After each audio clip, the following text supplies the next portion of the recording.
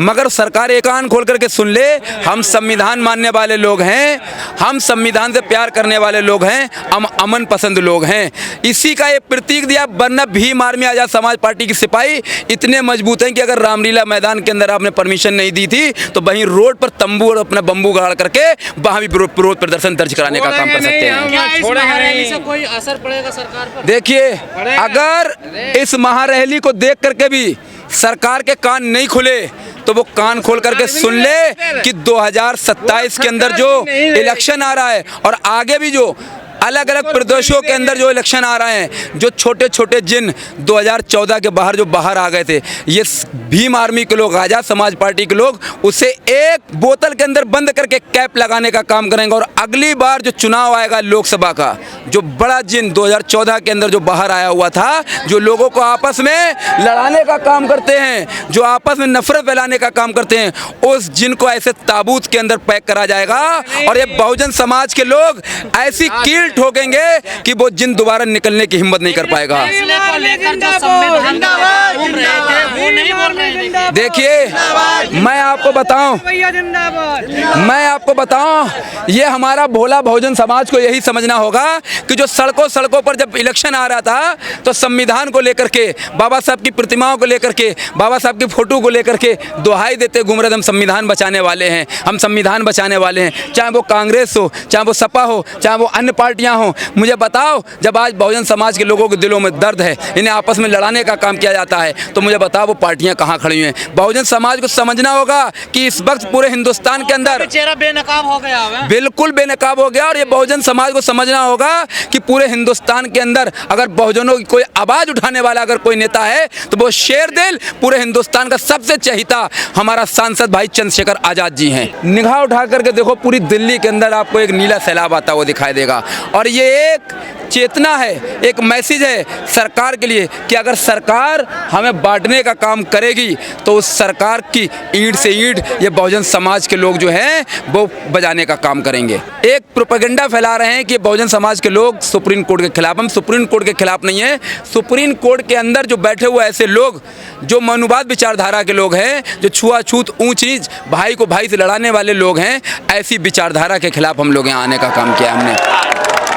और हम चाहते हैं कि सुप्रीम कोर्ट के लोग जब ये देख रहे हैं कि उन्हें आरक्षण से बाहर कर दिया जाए, जिन्हें आरक्षण का लाभ मिल गया है, तो मैं ये भी कहूँगा कि माननीय सुप्रीम कोर्ट के जज ये भी एक सर्वे कराएं कि मार्केट के अंदर सर्राफे की दुकानें कितने लोगों की हैं, वो ये भी बताएं कि कितने लोगों के पेट्रोल पंप जो है किस जाति के लोगों के हैं, वो भी ये भी बताएं कि सुप्रीम कोर्ट के अंदर जज जो हैं वो कितने % किस जाति के लोग हैं, वो ये भी बताएं कि देश के अंदर IAS PCS की परसेंटेज जो है वो किस जाति की कितने लोगों की है, वो ये भी बताएं कि इस देश के अंदर जो डॉक्टर की परसेंटेज है वो किस जाति के कितने लोगों की परसेंटेज है। मगर ये जो बड़े बड़े नेता जो सरकार है वो इस देश के बहुजन समाज को बेवकूफ़ समझते हैं, वो समझते हैं इनका आरक्षण खत्म कर देंगे।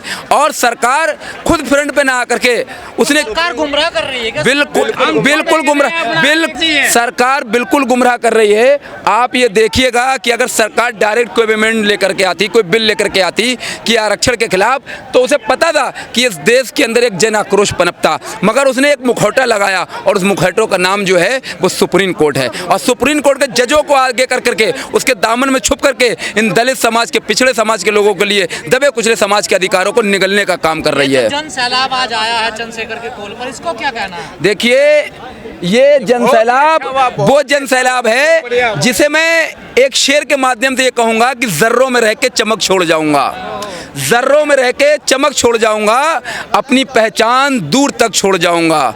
खामोशियों की मौत इस बहुजन समाज को गवारा नहीं, अरे शीशा हूँ टूट के भी खनक छोड़ जाऊँगा। स्टेडियम तो छोटा रह गया ये। देखिए, मैं आपको बताऊं, आप अंदर जाकर के देख लीजिएगा, आप अंदर जाकर के देख लीजिएगा, पैर रखने की जगह नहीं है। आप बाहर फील्ड में देख लीजिएगा, पैर रखने की जगह नहीं है, रोड जाम हो चुके हैं, वहाँ जगह नहीं है। इसी आक्रोश को इसी आक्रोश उसको सरकार को समझना चाहिए कि ये बहुजन समाज के लोग, नीले पटके के लोग अगर तुम्हें सत्ता में बैठा सकते हैं तो तुम्हें ताबूत के अंदर कैद करके आखिरी कील ठोक करके तुम्हें वहां पहुंचा सकते हैं जहां बड़े से बड़े तानाशाह का आज कोई नाम लेवा नहीं है।